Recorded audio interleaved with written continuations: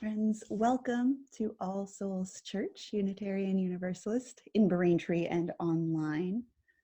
You are welcome here in this Unitarian Universalist congregation. Whatever religions you have known, however you understand the divine or don't, you are welcome here. Whoever you are, whomever you love, whatever body you live in, wherever your ancestors are from, you are welcome here. So I invite us all to take a breath, slow down, be present, let yourself be authentic and real. This here is a sacred space, made sacred by our presence together, ready to welcome everyone with an open heart. And I'm so glad to see you all. So we start our service by lighting two flames, our chalice and our green candle. And I'll turn it over to our service assistant for today, Joe, to read our words while I light those flames. And Joe, let me unmute you here. Okay, yes. Okay, there we go.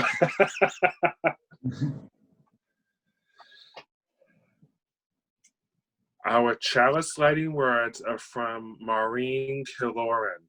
After each phrase, join me in saying, "Let there be light." As the kindling of this chalice calls us to community, let there be light.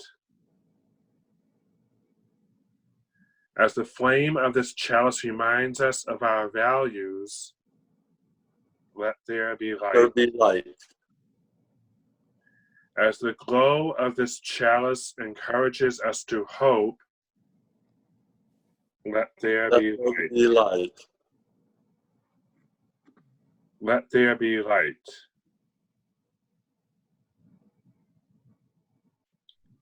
And now for our green candle lighting.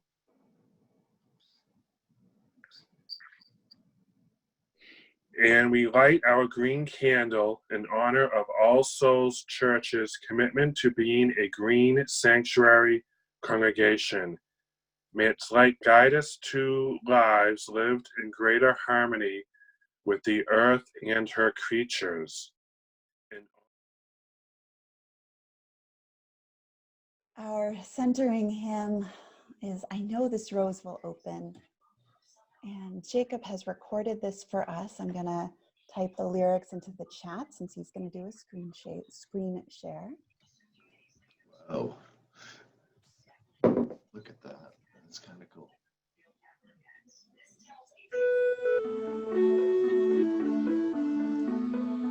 I know this rose will open. I know my fears will burn away.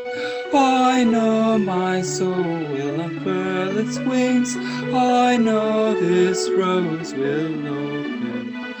I know this rose will open. I know my fears will burn away. I know this rose will open.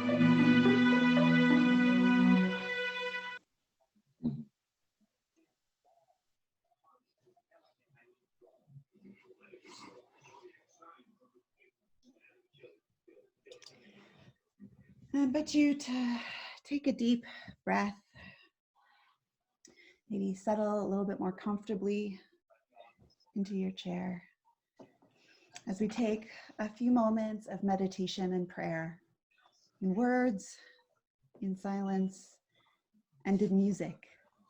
And this week we have, thanks to Dawn sending me a recording, meditative flute from our own All Souls. This meditation is from Leif Seligman. Holy One, we pause in the stillness to rest for a moment, to quiet ourselves so that we can feel what stirs within us. Each breath draws us closer to the pulse of life, and with each exhalation, we make room for something new. May we find in this gathering the comfort of those who care. May we encounter patience along our growing edges, and compassion in our most tender spots. Here, may we find the inspiration and encouragement we need to face our challenges and nurture ourselves. And in the presence of suffering across the globe, may we redouble our efforts to practice kindness where we are, with the hope that the light of our actions travels like the light of faraway stars. May our gestures of compassion and generosity seed possibility. May we travel humbly with one another, choosing reconciliation over resentment as we try to live right-sized. When life presses in and shifts us off balance, when pain assails us, when frustration mounts, may the rhythm of our breath steady us and bring us back to a place of gratitude. Let us be together in sacred silence.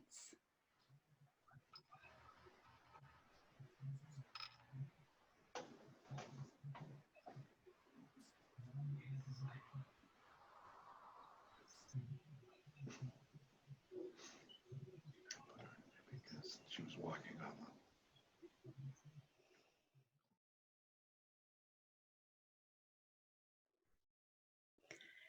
This is not the stewardship sermon that I imagined writing. When we were mapping out the arc of our church year, we had planned that the end of March would be just the right time for me to preach about how we support All Souls Church with our time and with our pledges of financial support. And then, pandemic. In some ways, it feels like everything has changed. We're trying hard to flatten the curve, which is a phrase that I know I didn't know a month ago. Many of us are working from home or are out of work due to the virus. Our kids or grandkids are out of school, and maybe we're not seeing them in the way we'd like to. We may be cooped up where we are, wishing that we could go out or have visitors, maybe feeling lonely. And we're facing the fear and the reality that people around us are getting sick. I don't know about you, but this is the first week where I learned about people that I knew being sick with coronavirus, and it's all starting to get very close to home. This crisis and all this change has revealed what's broken in our society. It's exposing the flaws and the injustices in the American healthcare system. It's raising the stakes even higher for those who are in prisons or immigration detention centers, where keeping a safe social distance is impossible. Not to mention the ways that our government has made a bad situation worse. But I actually view this revealing as a good thing. I return again and again to what the author James Baldwin said. Not everything that is faced can be changed, but nothing can be changed until it is faced. Being able to see clearly the systems that are broken in our society and in our communities, and the urgency of improving them to save lives could be the catalyst for positive change, for lasting change. And when I titled this sermon, Making Change, back in February, I thought of it as a cutesy play on words for a sermon about money, making change for $1. But it's actually kind of perfect for a time of constant change. So let me be clear. Our job right now, as individuals and as communities, is to survive and to help our neighbors survive. That's really bigger than anything else, and it is okay for that to be our focus. But when we feel like we can widen our gaze a little past survival, we get a chance to look and see what's working well And Joyce, you set this up perfectly. We get a chance to see what can emerge from this time. And I wonder what good you've seen in these past few weeks. I've seen neighborhood mutual aid societies form up, had neighbors picking up groceries and medications for each other. I tuned in with 60,000 other people to an Indigo Girls concert live streamed from their living room. Museums are creating digital tours for people. People are turning their backyards into vegetable gardens. People are pitching in like Linda to sew masks. Some employers are trying to rise to the challenge to find ways to keep paying their staff fairly and are looking toward more just sick time policies. I finally explored the parks that are at the end of my street. And on the middle of a Friday afternoon, I saw families kicking a soccer ball around with their kids, people flying kites. Someone had thought to string up a hammock by a pond. People were socializing their small puppy, and everyone is keeping a good distance with those little nods to each other as they passed. Times of upheaval and change, when they strip away the routine and the business as usual, allow us to reimagine our world. Springtime in our congregation has been the time where we begin to imagine the year ahead. As we plan for things like the church budget and what ministry will look like and what has been working well that we might want to build upon. And to be able to figure out what we have the capacity for, this is the season where we ask about what we each want to contribute to the church community in the year ahead. This takes the form of thinking about volunteer positions, ways of being of service, new ideas, but also very practically what we think that we can give financially to support the congregation in the next year. Even with all of the uncertainty about our lives and about our finances even right now, it's that season. So let's start the conversation. Let's give ourselves time to think about it. Some time where our poor, overwhelmed brains get a chance to slowly process and maybe even get to dreaming a little. And remember that as we talk about it, that the pledges we make are estimates, that they're our best guess based on what we know now of what we think we can contribute. This is true for our budget too. You know, we're going to breathe and hold things lightly and do our best with the information that we have day by day. Even before this pandemic hit, I was thinking about stewardship as a way to help grow the changes that we want to see. An organization called Movement Generation describes this in a really beautiful way. Basically, their concept has been that change and transition is coming, and that we should make it just. And I'm actually really glad we're doing this in a way that I can share screens with you, because there's this fantastic graphic that Movement Generation puts out. And I'll send a link to this too, so don't worry about gathering all the information here. I got this graphic at a recent UU Ministers gathering, and it's put out by Movement Generation, called A Strategy Framework for a Just Transition. So the way that they think about it, they show a distinction between an extractive economy, just move this over here, and a living economy. And mostly where we're living right now in our broader society is an extractive economy, and a living economy is kind of more the world as it could be. And they're thinking about this in the framework of ecological justice, but I find it really useful for thinking about everything, especially church. So on this left side over here, the extractive economy, this is where we use up our natural resources and exploits labor. And what I like about this chart is this arrow here toward the top, stop the bad and build the new. They talk about creating solutions that are visionary and oppositional. So if you don't like the way that workers are exploited in a status quo workplace situation right now, well, what would be the opposite of that? What would be a positive version of that? It invites us to dream and to break outside what we're used to seeing.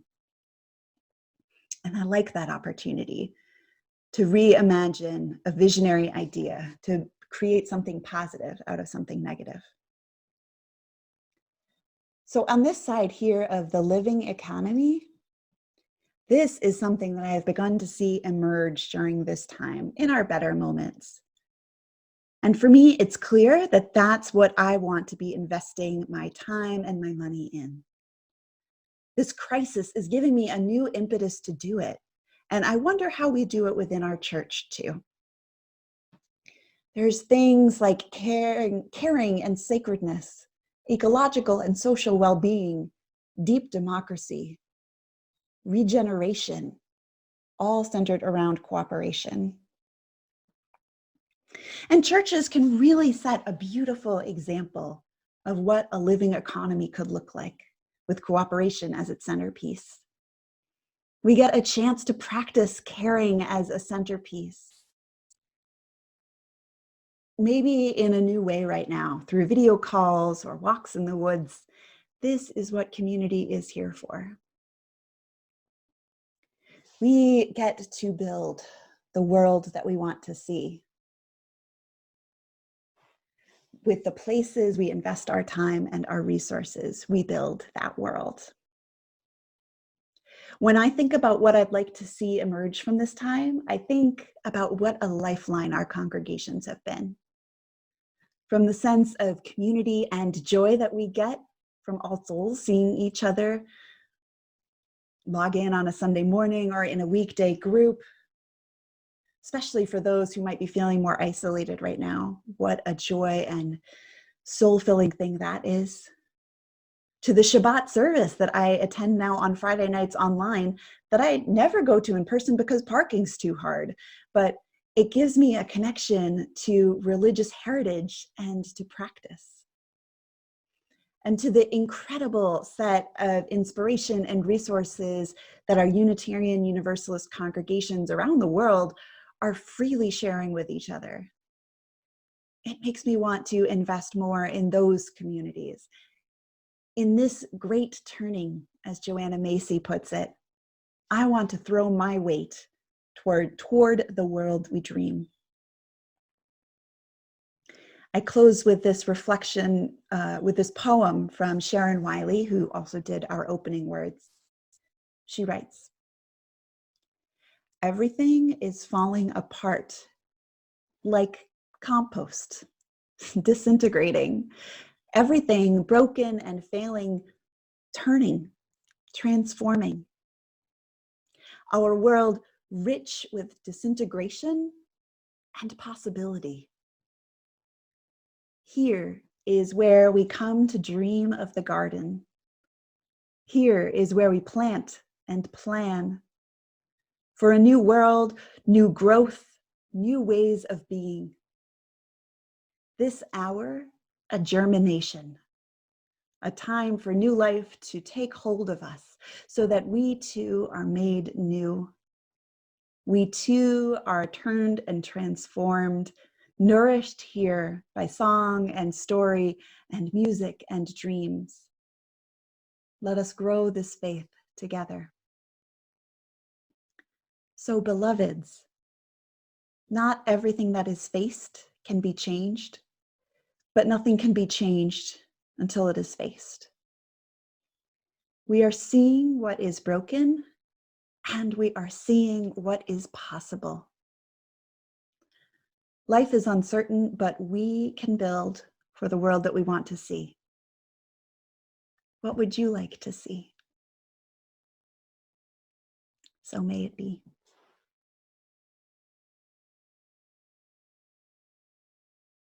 Screen share.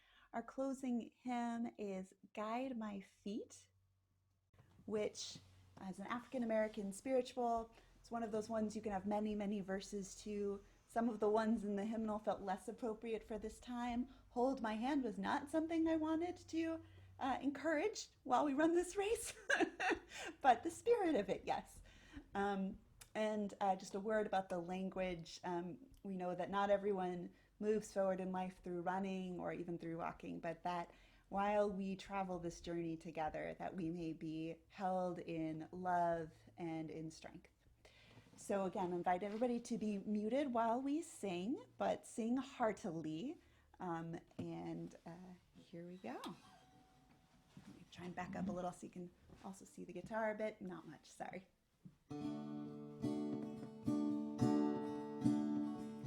Guide my feet while I run this race. Guide my feet while I run this race. Guide my feet while I run this race. For I don't want to run this race in vain. Stay with me. Stay with me while I run this race. Stay with me while I run this race. Stay with me while I run this race. For I don't want to run this race in vain. Warm my heart, warm my heart while I run this race. Warm my heart while I run this race. Warm my heart while I run this race. For I don't want to run this race in vain. Grant me strength, grant me strength while I run this race. Grant me strength while I run this race. Grant me strength while I run this race. For I don't want to run this race in vain. Guide my feet, guide my feet while I run this race. Guide my feet while I run this race. Guide my feet while I run this race. For I don't want to run this race in vain.